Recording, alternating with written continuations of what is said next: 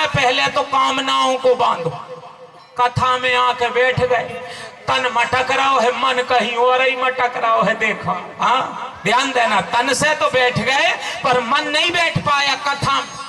मनवा तो चौदिसी फिरे, यह तो सुमिरन ना। ध्यान देना, मन कथा में बैठ गए, हलडुल रहे हैं और मन कहीं। हाँ, एक माता जी कथा में आई तो बार बार उठक बैठक लगावे। देखो, बार बार। तो जब 10-20 बार उठक बैठक लगाई तो कथा वाचक ने कही, कहा है माता राम बैठ जाओ, उठ जाओ, या तो चली जाओ, नहीं बैठ जाओ, कथा तो सुन लो। जब इतनी बेचैनी काहे हो रही है? अरे कहने लगे गुरुजी मन ही नहीं लग रहा। घर से जब चली थी तो तारो डारो तो कमरा में, तो झटकनो भूल गई, का जाने लग पाओ है का नहीं लग पाओ, बताओ। डुकरिया जमत उठक बैठक। ध्यान दे, कहने का भाव यह है भैया कि कामनाओं को छोड़ करके भगवान की कथा में आकर बैठो तो तन से तो बैठे हो पर मन को भी बिठाओ। बार बार मन को ही कहा गया है। ध्यान देना, मन को, कि मन को बस में करो तो सब कुछ बस में हो जाएगा। आज मन ही बस में नहीं। भगवान भोलेनाथ अपनी प्रिय पत्नी को लेकर चले और जैसे ही माता जगदम्बा पहुंची है तो राम का संग सती जग जननी भवानी पूजे ऋषि अखिलेश्वरी। आज तो जगत जननी जगदम्बा आई है और चरणों में गिर गए, चरणों में। और जैसे ही गिरे तो सती माता का दिमाग खराब हो गया। कहने लगे बताओ, अबे तो इनने कथा ही नहीं करी, पहले ही पांव पे लोट लगा रहे, जाको मतलब इन्हें कथा मथा नहीं आवे बिल्कुल भी। ये तो पहले ही मतलब हम लोग भी कहीं ऐसा तो नहीं कर रहे। एक संत की विनम्रता का सती ने गलत मतलब लगा लिया और शंकर जी कह रहे हैं क्या, ओहो जब विनम्रता इतनी है तो कथा कितनी बढ़िया होगी। देखो आप सोच सोच का अंतर। सती ने सोचा कि जब ये पांव पे गिर रहे मतलब कजन कहां ले आए गणेश के पापा ने। ध्यान देना, इन्हें कथा नहीं आती।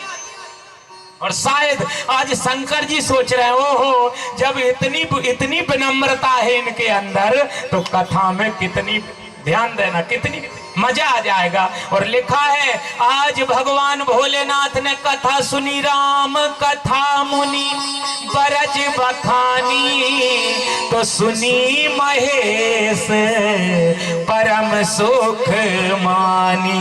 राम कथा मुनि बरज बखानी, सुनी महेश परम सुख मानी। राम कथा मुनि हे बरज बखानी, तो सुनी महेश परम सुख मानी। शंकर जी प्रसन्न हो। सती माता का मन ही नहीं लगा घर में, ध्यान कथा में मन ही नहीं लगा। कहते हैं भैया जो भगवान की कथा सुनेगा फल उसी को मिलेगा। ध्यान देना, क्योंकि ये कर्म की भूमि है, कर्म की। जो जस करे सो तस फल चाखा, कर्म प्रधान विश्व रची राखा। कहते हैं कि 4 चीजें खुद को ही करनी पड़ती है। 4 चीजें, ध्यान देना, 4 चीजें कौन कौन सी?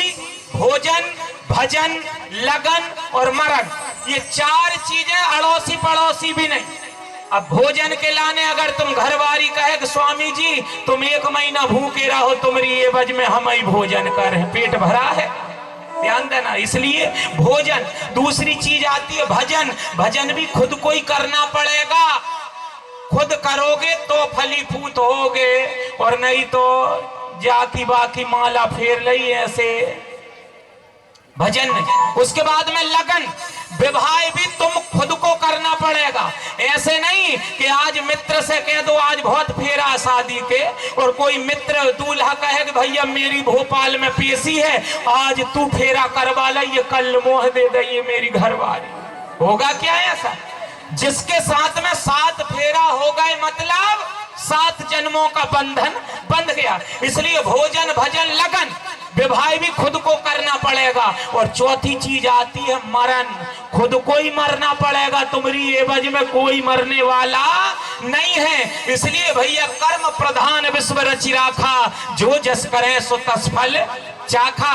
इसलिए खुद को करना पड़ेगा। अगर कथा आप लोग सुन रहे हैं तो फल भी आपको मिलेगा, पड़ोसियों को मिलने वाला नहीं है।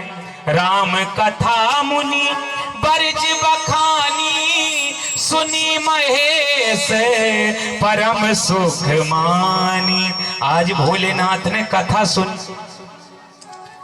कथा पूरी हुई तो भोलेनाथ ने कहा महाराज जी कथा तो बहुत बढ़िया सुनाई, दक्षिणा भी मांग लो। देखो आप ध्यान देना, क्या कहा दक्षिणा भी। पर गजब तो जब हो गया भैया कि शंकर जी जैसे देने वाले और महात्मा जैसे लेने वाले। आजकल अगर गांधी छाप 500 को नोट बता दो तो झेलने में देखो देर नहीं कर रहा है, ध्यान देना झेलने में। पर गजब तो जब हो गया कि 3 लोक बस्ती में बसा शिव आप बसा, वीराने में धन धन भोलेनाथ तुम्हारे कोड़ी नहीं, खजाने में जिसने सबको दे दिया आज शंकर जी जैसे देवता देने वाले। और गजब तो तब हो गया कि महात्मा जी जैसे कह रहे महाराज जी कुछ नहीं चाहिए। ध्यान देना, लिखा है ऋषि पूछी हरि भगति सुहाई, तो कही शंभु अधिकारी पाई। ऋषि पूछी हरि भगति सुहाई, तो कही शंभु अधिकारी पाई। क्या पूछा महाराज जी? रुपया पैसा नहीं चाहिए, फिर थोड़ी सी भक्ति मिल जाए, थोड़ी सी भक्ति मिल जाए बस आपकी, कि बस ये मन जो है आपके चरणों में हमेशा हमेशा के लिए लगा रहे, इसलिए भक्ति मांगी।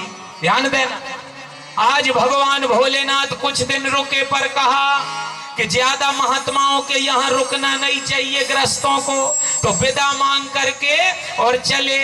मुनि सन विदा मांग त्रिपुरारी और चले भवन संग दक्ष।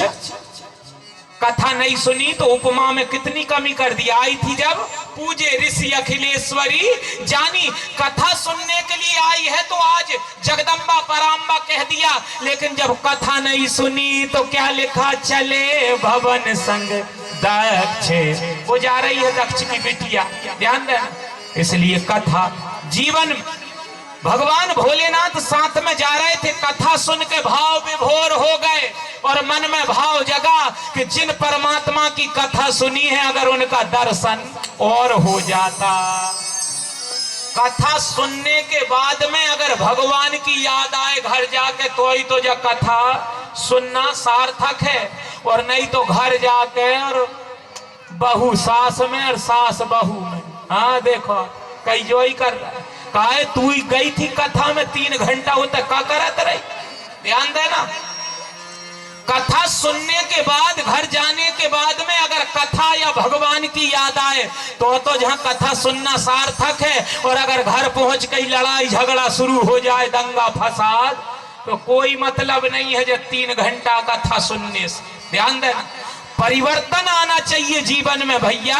लेकिन भगवान भोलेनाथ के मन में भाव जगा कि जिनकी कथा सुनी है अगर वे और मिल जाते, और जो इच्छा करी हे करी हो मन माही, तो भैया राम कृपा कछु दुर्लभ नाही।